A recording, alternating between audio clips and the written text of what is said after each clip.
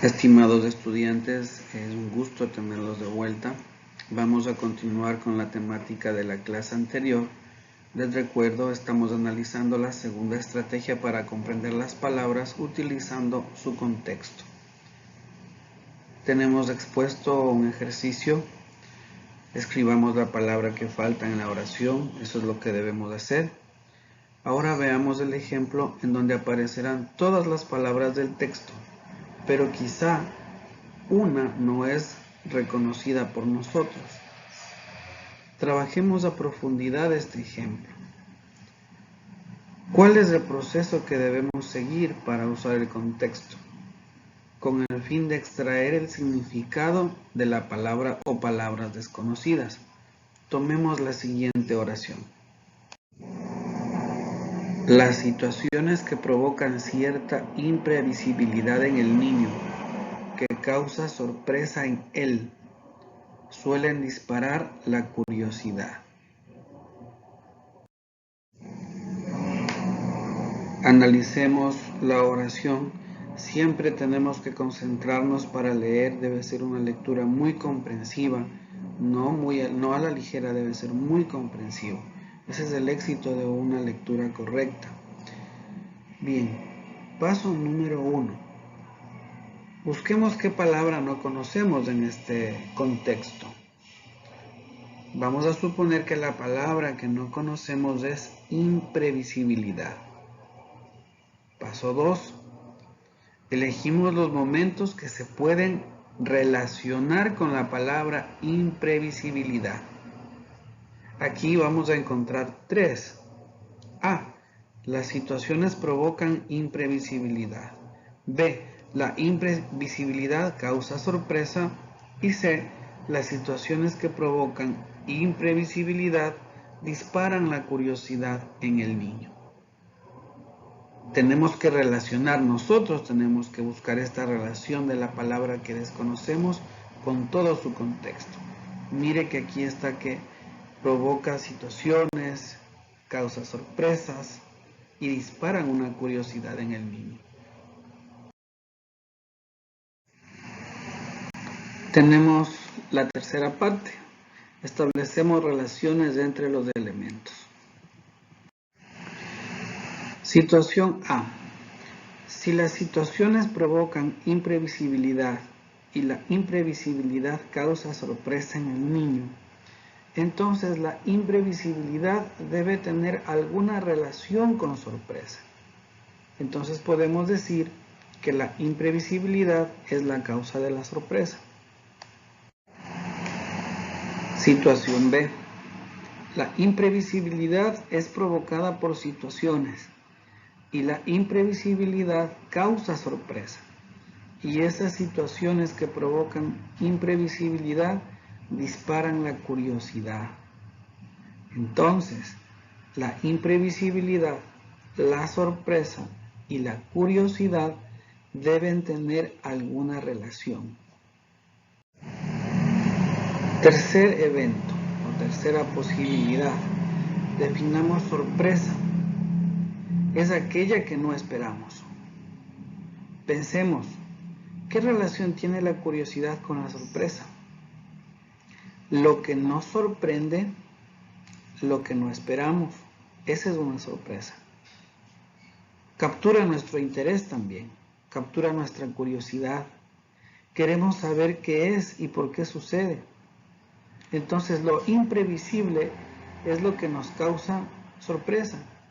Y la sorpresa hace que nosotros deseemos averiguar qué es lo que sucede. Entonces la imprevisibilidad debe ser lo que no esperamos, lo que no hemos previsto que pase, lo que no teníamos previsto. No había interés antes en esta situación, o no habíamos visto antes de esta situación, o no conocíamos con anticipación algo parecido a esta situación. Podemos entonces finalizar argumentando que en esta estrategia nosotros tenemos que buscar hasta en lo más recóndito de nuestro mensaje. ¿Con qué tiene relación? Para poder unir estas palabras. Recuerden, esto se llama análisis del contexto. Buscar una relación que tiene la palabra que no entiendo con lo que le rodea, con lo que tiene a su alrededor, para poder buscar diferentes significados y llegar a la conclusión y entender mejor. Podemos ayudarnos siempre con un diccionario también, si no entendemos una palabra o vemos que es muy complejo el contexto, y al final podríamos entender utilizando otras técnicas. Tenemos el cuarto paso. Retomamos la oración y ubicamos este significado. Así nos queda. Las situaciones que provocan algo que el niño no ha previsto o no ha anticipado, que causa sorpresa en él, suelen disparar la curiosidad. Está dicho de otra manera, pero es exactamente lo mismo. Quinto paso. Verificamos si la oración queda con una idea coherente, es decir, que tenga sentido. En la clase anterior les explicaba que cada vez que nosotros emitamos un mensaje, escribamos algo, siempre debemos darle un significado concreto, no divagar en las ideas. Entonces, en este ejemplo, vemos que cambiando la palabra desconocida por este significado nuevo que extrajimos a partir de relacionar los elementos pertenecientes al contexto en que se encuentra la palabra extraña, podemos comprender claramente el sentido de toda la oración, aunque en este caso, para poder incluir el significado que encontramos, haya que cambiarle un poco la redacción a la oración. Esto de cambiarle el término o cambiarle la palabra es necesario a veces para lograr entender. ¿Sí? Son técnicas que estamos aprendiendo. Como podemos ver en esta estrategia, el lector está realizando ciertos procesos intelectuales. Es decir, ustedes están realizando este proceso intelectual, como el análisis, que es identificar elementos de un todo y separarlos. Ese es el análisis.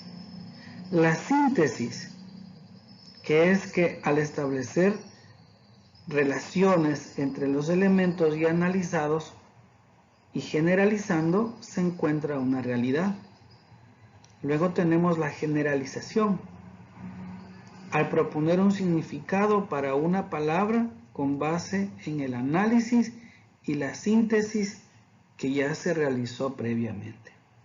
Miren, aquí estamos ya hablando de métodos especiales que en algún momento de su vida estudiantil lo van a revisar. Van a preguntarles qué es análisis, qué es síntesis. Entonces, recordemos, análisis es identificar los elementos de un todo y separarlos. La síntesis es establecer las relaciones entre estos elementos. Y la generalización es proponer un significado nuevo en base al análisis y a la síntesis. Dejo aquí en esta sección un ejercicio para que adjuntes en tu portafolio del estudiante. No te olvides de colocar la fecha en el portafolio y el tema. El tema es segunda estrategia para comprender las palabras utilizando la técnica del uso del contexto. El ejercicio es el siguiente. Tenemos el texto. El lenguaje natural del ser humano es el contacto con otros seres humanos, es decir, con agentes socializadores. Tomado de Huertas, del año 1997, página 217. Tu trabajo es determinar los elementos que se relacionan con la expresión que aparece en negritas y establecer el tipo de relaciones para finalmente proponer el significado de esta expresión. Revisa el video en los minutos anteriores con toda calma y resuelve este ejercicio. Recuerda, Tu tarea tiene que ser realizada de una manera pulcra, limpia. Puedes hacerla a mano en una hoja de papel unitario, como también puedes utilizar una computadora si tienes en casa. Ha llegado la hora de aprender una nueva estrategia. Esta se llama uso de las familias de palabras. ¿Qué es una familia de palabras? Entre algunos grupos de palabras, en cualquier lengua existe una familiaridad, es decir, algo en común. Pertenece a la misma familia de palabras. Vienen de un mismo tronco, como diríamos, de las personas de una familia, como nuestro árbol genealógico más o menos. Esta familiaridad puede encontrarse entre algunas de sus partes. Las palabras en castellano están formadas por diferentes partes. Estas son raíces, sufijos y prefijos. Generalmente, la o las raíces de una palabra portan el significado principal y los prefijos y sufijos complementan y o precisan el significado principal. Ojo con esto, por favor. Observemos la ilustración. Tenemos en el centro una flor, que es la palabra primitiva. Una palabra primitiva es aquella que da origen a las otras palabras, pudiendo formar así la familia de palabras relacionadas por su significado. Las palabras que se pueden derivar de esta palabra primitiva, flor, pueden ser florero, floral, florecer, floricultura, enflorar, florido, florista. ¿Qué es una palabra derivada? Es una palabra formada a partir de una palabra primitiva. Tiene la misma raíz de la palabra primitiva y su significado está directamente relacionado con ella.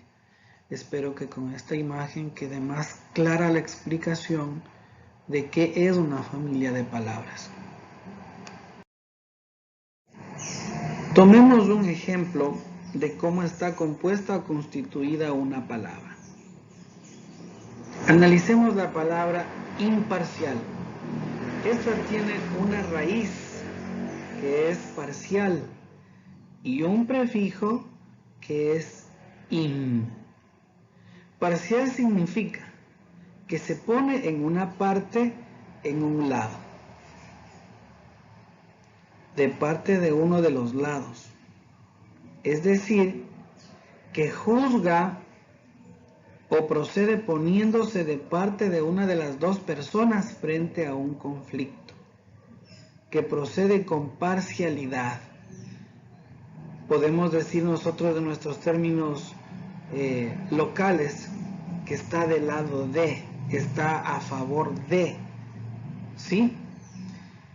Parcialidad significa definición anticipada o prevención a favor o en contra de alguien o algo, de lo que resulta la falta de neutralidad o no muy clara rectitud en el modo de juzgar o actuar.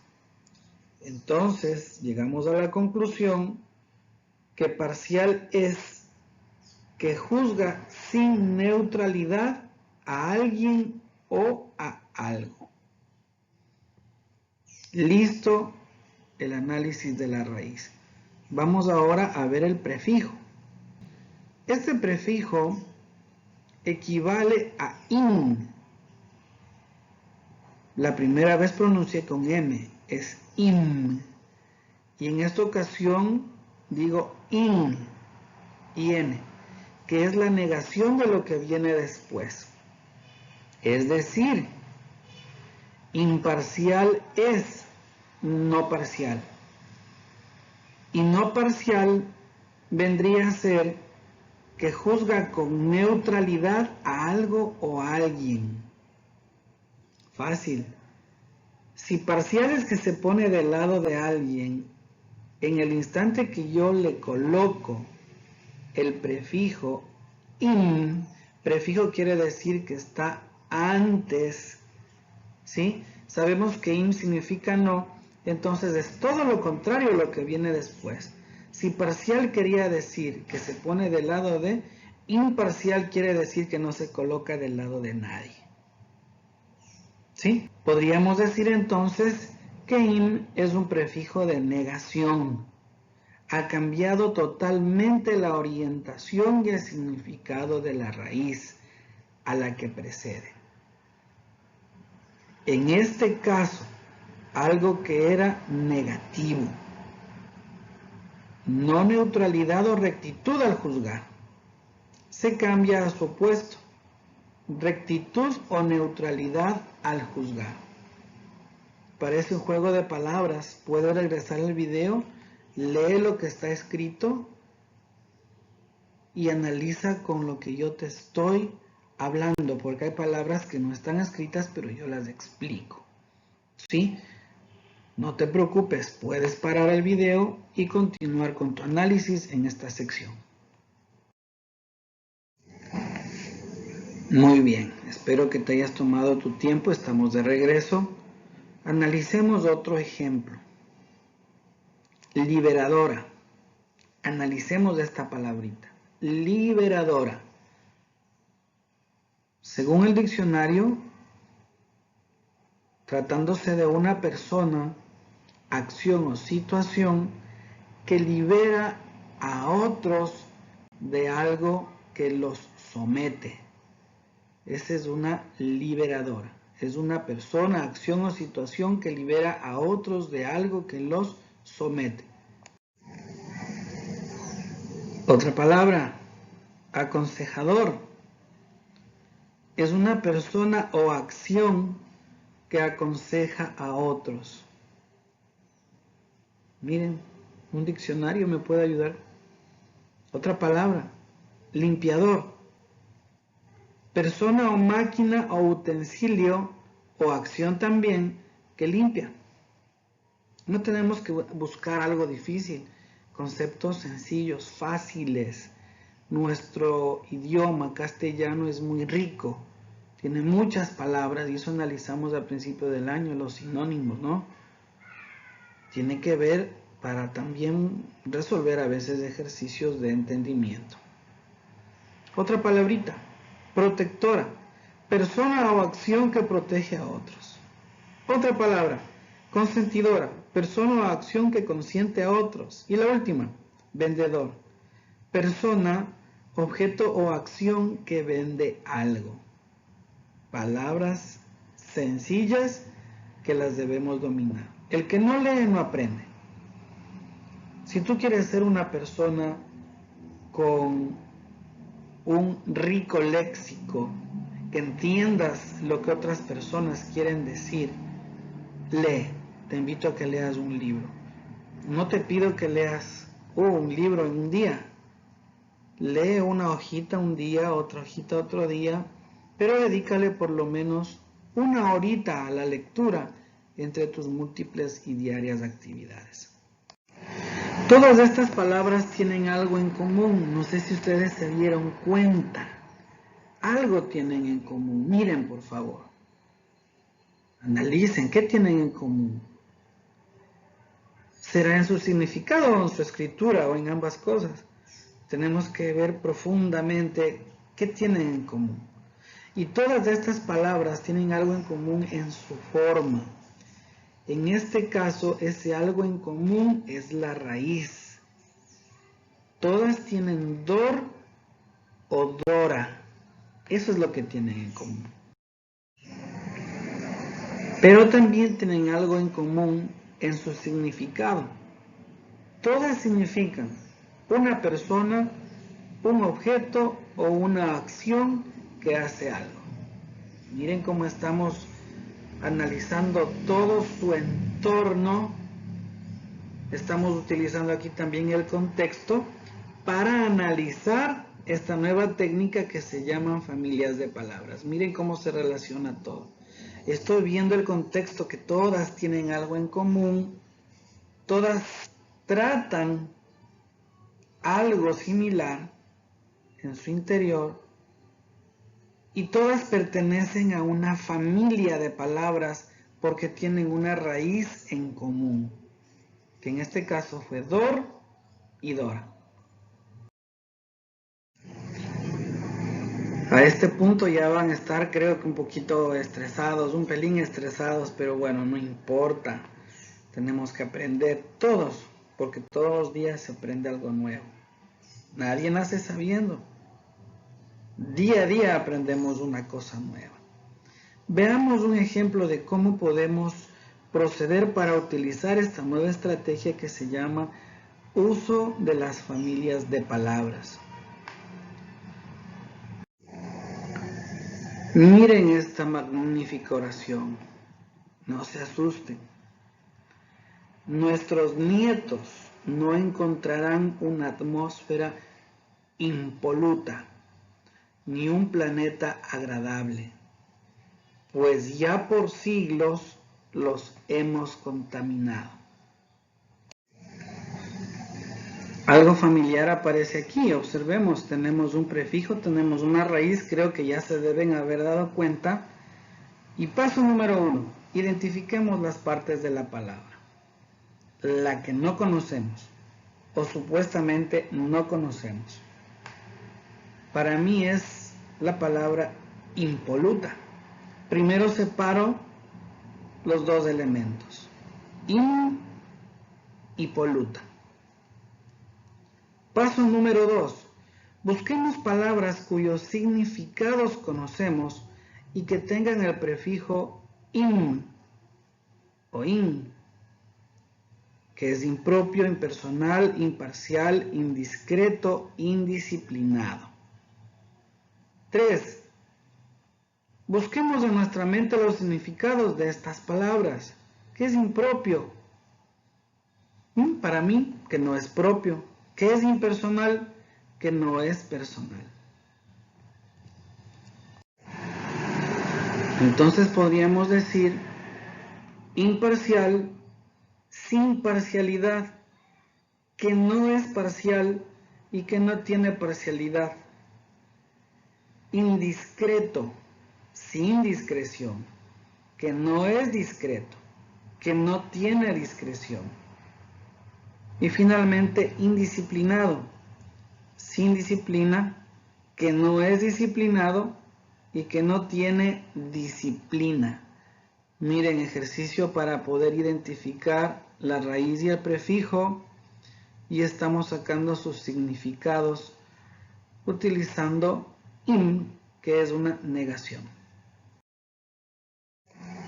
Cuarto paso, identifiquemos lo que tienen en común las anteriores palabras en su forma. Fácil, ¿qué tienen en común? Correcto, el prefijo in. Quinto paso, identifiquemos lo que tienen en común en su significado. Sin, que no es o que no tiene. 3 palabritas parecidas. Sin, que no es o que no tiene. Sexto paso. Asignemos este significado a esa forma. Entonces, in, que significa sin, que significa que no tiene o que no es. Séptimo, ahora busquemos palabras cuyo significado conocemos y que incluyen la raíz polución. A mi mente se vienen 3 palabras: polución, poluto, polucionar. 8. Busquemos en nuestra mente los significados de estas palabras. ¿Qué es polución? Contaminación intensa y dañina del agua o del aire, producida por los residuos de procesos industriales y biológicos. ¿Qué es poluto? Algo que está sucio, inmundo. ¿Y qué es polucionar? Algo que contamina, ensucia el medio ambiente.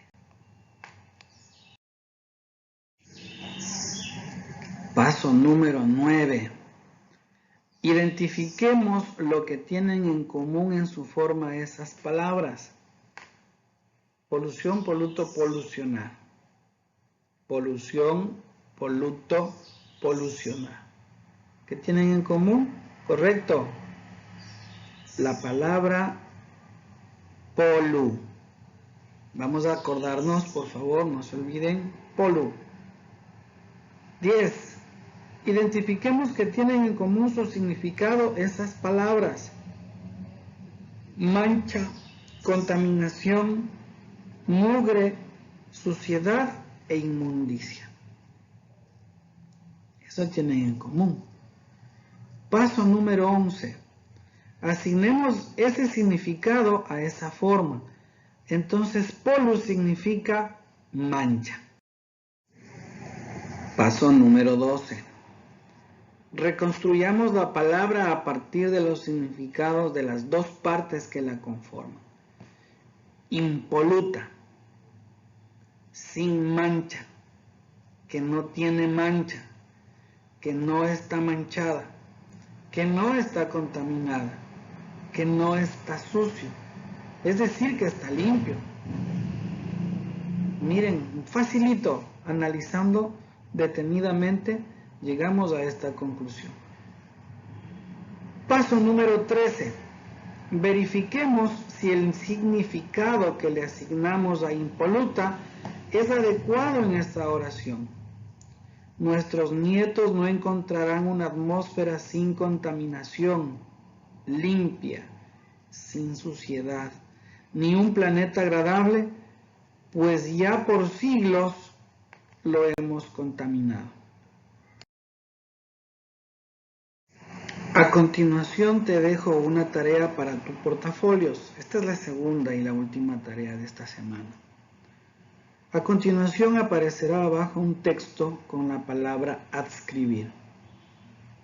Tienes que hacer lo siguiente.